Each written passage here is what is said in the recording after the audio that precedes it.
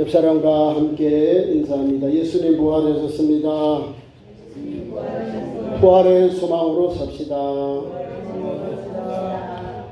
교회의 큰 명절이 있는데 예수님의 탄생과 예수님의 죽음에 대한 이후 또 부활의 사건이 기독교의 가장 핵심이에요. 예수님의 탄생, 예수님의 십자가와 부활, 그것은 기독교의 두 기둥이에요. 십자가와 부활. 예수님이 오셨기 때문에 그분이 십자가 지셨고 그분이 죽음을 당하셨고 그분이 3일 만에 다시 살아나셨다는 것. 다른 종교에는 없는 이 부활의 신앙은 기독교의 독특한 하나님의 구원의 역사가 담겨 있는 거예요. 오늘 우리가 봉독한 말씀 마가복음 16장은 예수님이 십자가에서 죽으셨다가 부활한 안식구 첫날의 사건이에요.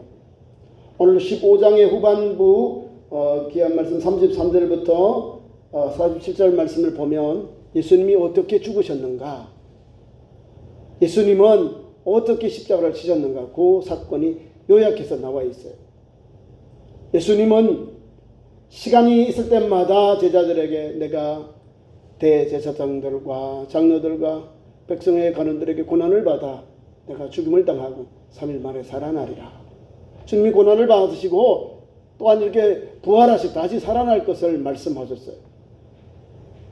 또 이 성전을 헐라 3일 만에 다시 세우리라. 당신을 말씀하신 거거든요. 변화산상에서도 예수님께서 모세와 엘리야를 만나시면서 그 놀라운 황홀경 속에 있는 제자들, 그리고 주님이 너희들이 본 것을 말하지 말아라. 그런데 그 산에서 내려와서는 주님이 고난 받으실 걸 말하고 죽은 후에 내가 고난을 당하고 죽고 다시 살아나리. 고난에 대해 주님께서 고난을 받고 죽음에 대해서 말씀을 하세요. 결정적인 것도 마찬가지고 오늘도 주님이 우리에게 마지막 만찬을 하시면서도 주님은 사랑하는 제자들에게 너희가 나를 다 버리리라. 이 그릇에 손을 넣는 자가 나를 팔리라. 주님 앞에 주님의 몸과 피를 개념하고 마지막 성만찬을 나눈 그 시간에 얼마나 은혜로운 시간이에요. 명절을 지키는데 주님께서 주관해서 음식을 나눠주는데, 아니 거기에는 제자가 팔 제자가 있다는 거죠. 예수님을 팔 제자. 주님의 마음은 엄청 무거워요. 십자가를 지기 전까지 주님은 사랑하는 제자들 모두가 주님 앞에 다 얼굴을 갖다 밀고 주님 나는 아니지요? 나는 아니지요? 나는 아니지요? 나는 팔 놈이 아니지요? 나는 팔 제자가 아니지요? 나는 팔 예수님을 배반할 친구가 아니지요? 12명이 다 같이 나는 아니지요? 나는 그 나쁜 사람 아니에요? 나는 그 배은망덕한 사람 아니에요? 이런 의미가 담겨 있는 거예요. 다 이제 성만찬을 마친 후에 너희들 중에 나를 다 버리리라. 주님을 버리겠다니까 베드로가 대표로 대답해요. 다른 제자들만 주여 내가 죽을지언정 결코 주님을 배반하지 않겠습니다. 버리지 않겠습니다. 다 도망가잖아요. 성경의 말씀은 예수님이 감난산에서 체포당하자 제자들이 다 도망가니라. 다 도망간다. 이런 연약한 제자들, 사랑하는 제자는 예수님에게 별것 아니에요. 자기가 가지고 있는 그 회개, 그것에 주님 앞에서 자기에게 맡겨진 일을 감당해야 되는데 도리어 도적놈이요. 주님을 섬기고 충성해야 되는데 돈을 섬기고 물질을 바라보고 주님을 대제자에 가서 팔아버려요.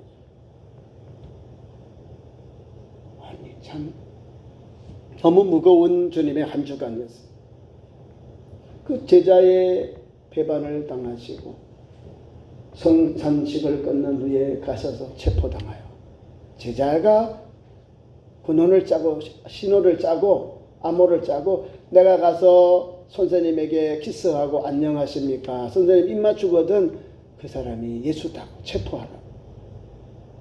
여러분 나쁜 사람, 나에게 해코지하는 사람, 가까이 있는 사람이 나를 해코지하는 거예요. 12제자 중에 신임받는 재정을 맡은 이 제자 가룟 유다가 예수님을 팔고 또한 군우를 짜서 거기에 있는 백성의 장로들, 제사장들 보낸 거기에 병사들하고 횃불과 검을 가지고 찾아왔어요.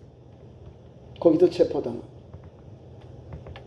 그리고 주님은 그 밤에 불법 재판을, 가야바의 뜰에 가서 종교 재판을, 로마의 법정, 빌라도의 법정에 가서 로마의 법으로 처벌받고, 죄가 아무것도 없어요. 무죄다.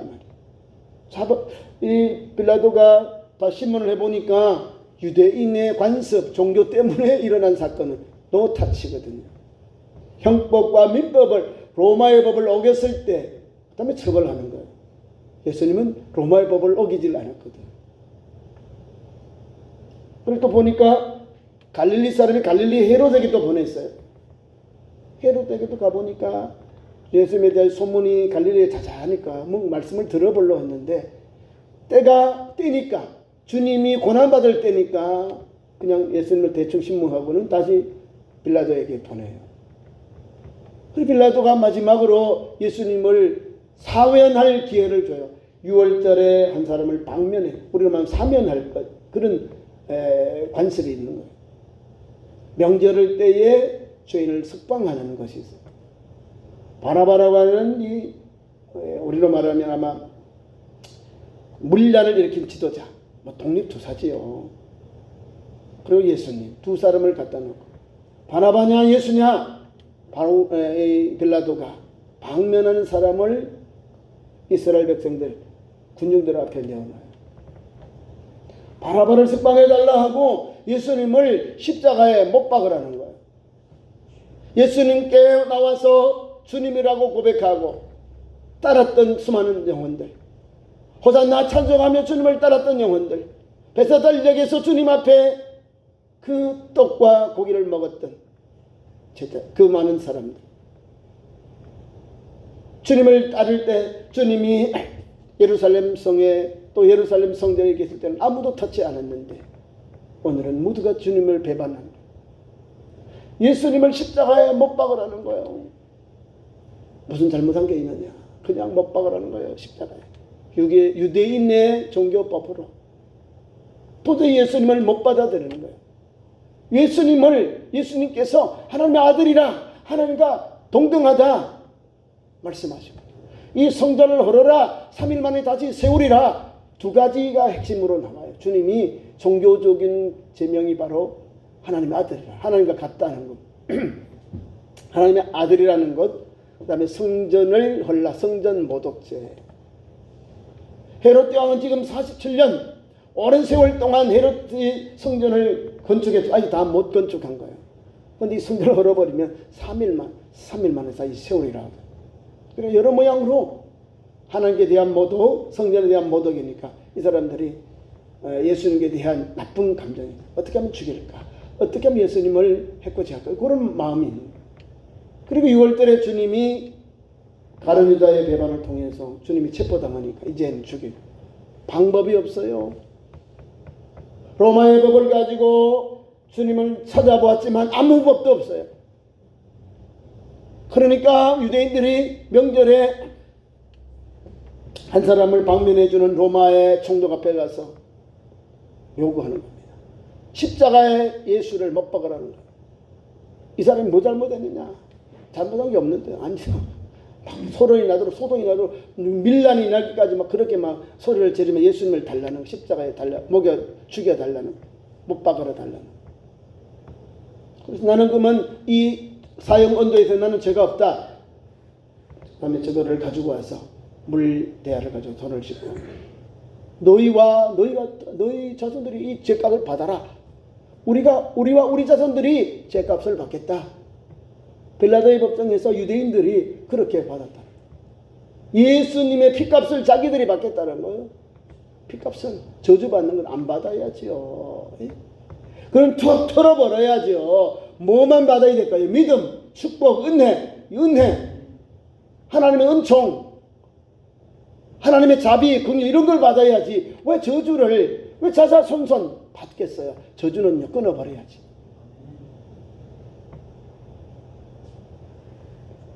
예수께서 체포당하고 금요일날 저녁에 죽으셔요. 여기 보면 9시에 오후 3시에 주님이 운명하셔요. 엘리 엘리 라마 사박다니 나의 하나님 나의 어찌하여 나를 버리시나이까. 그리고 주님께서 다 이루어졌다 하고 영이 떠나셨어요. 귀한 말씀 앞에 나와 있습니다. 예수께서 십자가상에서 죽으실 때에 성전의 휘장, 지성소와 성소에 있는 휘장이, 성소 휘장이 위로에서부터 아래로 찢어졌다는 거예요. 성경 말씀 38절, 마가복음 15장 38절. 예수께서 큰 소리를 지르시고 숨지시니라. 이에 성소 휘장이 위로부터 아래까지 찢어져 돌이 됩니다. 요거까지 잘 보시고 오늘 예수님이 누구신지 성경이 뭐라고 말씀한지를 알고 우리가 신앙의 길을 가야 돼요. 이 사건을 본, 예수님을 십자가에 못 박고 예수님이 십자가에서 고통당하는 걸 다 본 로마의 109장이 본문 말씀 앞에 15장, 마가복음 15장 38절 이하에 39절에 예수님께 대하여 이렇게 고백합니다. 이 사람은 예수님의 제자도 아니요 유대인도 아니에요. 그는 바로 로마 백부장인데 예수님을 처형하기 위해서 그 지휘자로 와 있는 이 사람인데 예수님의 그 죽으심을 보고는 이렇게 고백합니다. 예수님을 향하여 섰던 백부장이 이르되 숨지심을 보고 이르되 이 사람은 진실로 하나님의 아들이었도다 하더라. 예수님은 누구요? 하나님의 아들로 인류의 구원자로 오셨어요. 요한복음 1장에 도성 이정되셔서 인카네이션 되셨는데 성육신 되셨는데 그분은 완전한 하나님, 완전한 인간, 죄가 없으신 예수님이에요. 이 예수님이 하나님의 말씀, 구속의 역사를 이루시고자 순종하시기 위해 오셨어요. 십자가 지시기 위해서. 죄 없은 예수님이 완전한 인간으로 여인의 몸을 입고 여인의 몸을 통해서 탄생한 예수님이 골고다 언덕에서 우리를 위하여 그 몸을, 그 귀한 피를, 그 귀한 물을 다 쏟으셨다는 것. 우리 예수님이 십자가에 달릴 때 과시로 엮은 관을 머리에 피가 난다. 손발에 창자국, 또 못자국 뭐 박아야 되니까 못으로 손, 양손, 발. 그 다음에 예수님이 다 피가 다 쏟아져요. 손에서 또 발에서 피가 다 나가니까. 그래도 주님이 6시간 정도는 그 위에 십자가 위에서 이렇게 달려 있었는데 또 해가 지면 내려서 무덤에 장사를 지내야 되거든요. 그래서 백부장이나 그 지휘관들이 보니까 가서 이제 양편에 있는 강도들은 다리를 꺾었어요. 꺾어야 살아있는 사람들은 소리를 지를 거 아니에요. 그냥 맨 살을 꺾어버리니까 다리를. 그 사람들이 오른쪽 왼쪽에 있는 강도들은 꺾었고 다리를 뼈가 상하게 되는 거고, 그러면 엄청 고통스러워요. 가만 앉아 이렇게 달려 있기만 해도 그 말할 수 없는 고통과 아픔을 느낄 건데, 예수님은 가보니까 이미 뭐 어떻게 했냐면 창을 가지고 예수님이 옆구리를 찔렀거든요. 그러니까 거기서 물과 피가 다 쏟아. 또한 빌라도의 법정에서 채찍에 맞으셔서 말할 수 없는 고난을 다 탈진 않은 거죠. 채찍으로 예수님을 치니까 뭐 피가 탁 계속 나잖아요. 살이 탈점이 찍히고. 그 예수님을 확인하니까 이미 예수님 죽으셨거든. 그래서 예수님의 그 밑에 몸은 다리 뼈를 꺾지 않고 그대로 예수님을 내립니다. 누가 할까요? 해가 지면 제 6시가 되면 저녁인데 내려야 돼요. 달아놓으면 저주받는 거거든요. 그래서 해가 지니까 6시 전에 이제 예수님의 시체를 이제 모셔야 돼요. 누가 있을까요? 12 제자들이에요? 아니요. 숨은 제자. 아리마대 사람 요셉과 니고데모가, 특히 아리마대 사람 부자 요셉, 사내들은 공회원인 요셉이 가서 각하여 예수님의 시체를 데려야 됩니다. 제가 한 번도 장사하지 않은 매장지가 있는데 모시도록 허락해 주세요. 가서 총독에게 예수님의 시체를 모셔온 거예요. 허락을 받았어요. 두 제자들이, 숨은 제자들이, 여러분 요한복음 19장에 가보시죠. 요한복음의 19장에 가면 그 사건이 잘 묘사되어 있습니다.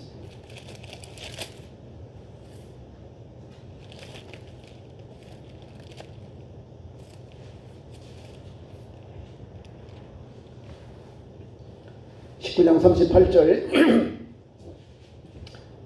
아리마대 사람 요셉은 예수의 제자이나 유대인이 두려워 그것을 숨기더니 일 후에 빌라도에게 예수의 시체를 가져가기를 구하며 빌라도가 허락하는지라 이에 가서 예수의 시체를 가져가니라. 일찍이 예수께 밤에 찾아왔던 니고데모도 모략과 침향 섞은 것을 100리터쯤 가지고 온지라. 이에 예수의 시체를 가져다가 유대인의 장례 법대로 향품과 함께 세마포로 섰더라. 이게 참 제자요. 이 사람들 하면 죽은 거예요. 역적. 우리 주님이 그 당시는 반란자잖아요. 반역자요. 유대인의 법을 하면요, 이단의 괴수. 예수님의 십자가의 제명은 유대인의 왕 나사렛 예수 이렇게 됩니다. 산행인 공회원인데도 불구하고 떳떳이 가서 로마 총독에게 예수님을 달라는 거예요, 시체를. 이 사람들 대단한 사람들이에요. 이름이 나와 있죠? 믿음의 제자들이라는 거예요. 숨은 제자가 아니라 목숨 걸고 주님을 보호하고 주님을 따랐던 참 제자들이에요. 12제자는 도망갔는데 예수님의 그 무덤 장난질 때 다 도망갔어요. 없어요. 36개 준항강 친 사람밖에 없어요. 근데 이 제자들은 예수님을 시체를 총독에 가서 모셔가지고 니고데모는 모략과 침향 섞은 것 거기 1리터 엄청난 많은 양이요. 예수님을 그렇게 잘 주님의 몸을 준비하고 장사를 준비하고 모략을 시체에 다 바르겠죠. 향을 발라서 또 세마포로 사서 한 번도 사람이 거기에 장사지 않는 무덤에 예수님을 잘 모시는 거예요. 아리마대 요셉이요. 그리고 그의 친구 니고데모가 말입니다. 그래서 금, 토, 안식구 첫날 주일에 새벽 미명에 예수께서 생명의 부활로 사망의 권세를 이기시고 죽음의 권세를 이기시고 부활하신 역사가 오늘 일어난 거예요. 그 아리마대 요셉이 주님을 모셨던 그 장소를 지금 예루살렘에 가면 성모교회라고 있어요. 어마어마하게 커 있어요. 저도 가봤는데요. 예수님이 이렇게 무덤을 누셨던 그 터위에 사람들이 가서 막 기도하고 눈물 흘리고 주님을 막 느껴보는 거예요. 아, 우리 예수님 여기서 죽으셨구나. 여기서 안치되셨다가 부활하셨구나. 저도 가봤어요. 이 말씀이 예수님이 누우셨던 그 현장이 그냥 오더라고요. 가기만 해도 눈물이 나요. 우리 그 예수님이 나를 위하여 여기에서 죽으시고 여기 장사되었는데 여기서 부활하셨구나. 그걸 성모교회라고 해요. 우리 기독교는 무덤이 없는데 예수님이 장사되었던 곳에 기념교회를 세워서 세계 유수의 교회들이 땅을 4분의 1로 나눠가지고 하루하루 돌아가면서 예배하고 거기를 관리를 해요. 가톨릭이 있고요. 정통교가 있고 아르메니안 교회가 있고 우리 개신교회는 없어요. 우리는 1600년대 지금으로 한 500년밖에 안 되니까 그 오래된 교회들 원시 교회들이 많이 있잖아요. koptic 교회도 있고요. 이런 교회들이 거기서 몇 분의 몇을 잡아가지고 틀을 잡아서 거기서 예배 드려요. 거기 보니까 거기는 다 예수 이름으로 모였는데 칼라만 다를 뿐이에요. 로마 정교회, 로마 가톨릭, 그리스 정교회, 또 이집트도 가톨릭이에요. 이게 곱틱 가톨릭이에요. 곱틱 정교회, 시리안 정교회라 이 말입니다. 단성론자들. 그러니까 예수님에게서 나온 모든 교파가 거기 다 담겨 있는 거예요. 초대교회에 있던 예수님의 제자들이 가지고 있던 신앙이 그대로 다 거기 다 있는 거예요. 그러니까 그곳에 가서 보니까 은혜가 되는 거예요. 뭐가 은혜 되냐면 예수께서 이렇게 나를 위해 오셨고 나를 위해 죽으셨고 나를 위하여 이렇게 희생하셨다는 거예요. 근데 그 제자들은 다 도망갔다는 거예요. 나 살려고 도망갔다는 거예요. 우리 주님은 3일 만에 다시 살아나리라. 부활하니 갈릴리에서 만나자라고 말씀하셨거든요. 갈릴리는 예수님과의 가장 깊은 은혜가 있는 것이고 하나님의 역사가 주님의 역사가 있던 것이고 제자들과 마지막 말씀도 얘들아 내가 부활한 후에 살아난 후에 갈릴리에서 만나자. 갈릴리에서 예수님 말씀하셨습니다. 고기 잡는 제자들 그 바닷가에서 그 호숫가에서 만나자는 거예요. 제자들이 가요 나죠.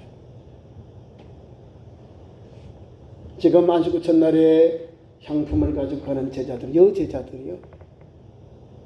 다 마리아, 막달라 마리아, 다른 마리아, 그다음에 살로메. 예수님의 십자가 밑에까지 갔던 그 여제자들. 여제자들 이름이 좀 요 세 사람밖에 안 나와요.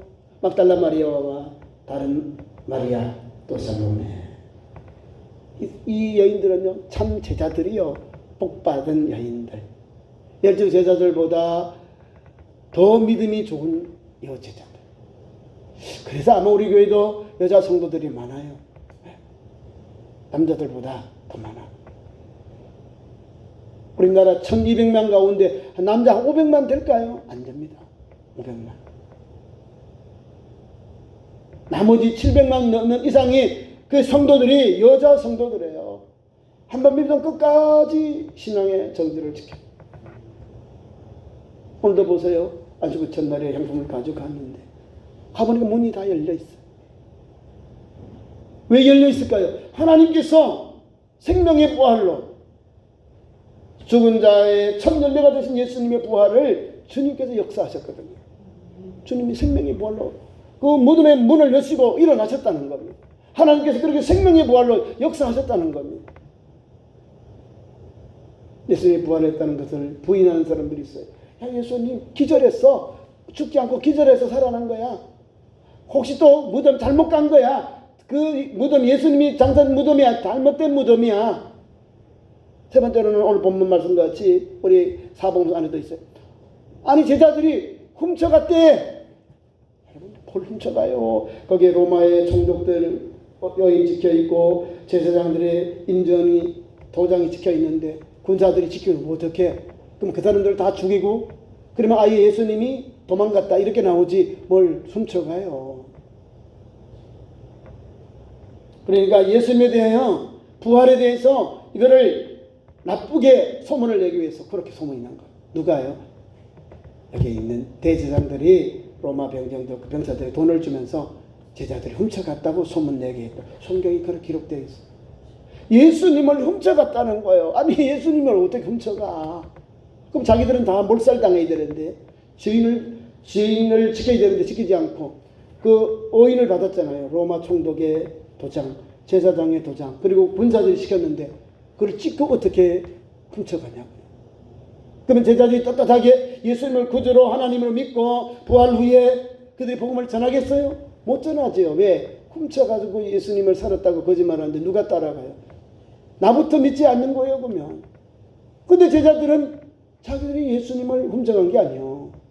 자기들도 도망가서 숨어 있는데 이 제자들이 문이 열려있는 무덤 문이 열려있는 무덤으로 가서 예수님을 모시러 예수님의 시체에 향유를 바르게 갔는데 예수님은 안 계시고 흰 옷으로 세마포가 놓여있고 그 안에는 천사가 거기 안에 있었다. 왜 살아난 사람을 죽은다 해서 참느냐? 갈릴리에서 만나서 갈릴리에서 제자들에게 만나자고 해라. 이게 뭐예요? 기쁨의 좋은 소식 아닙니까?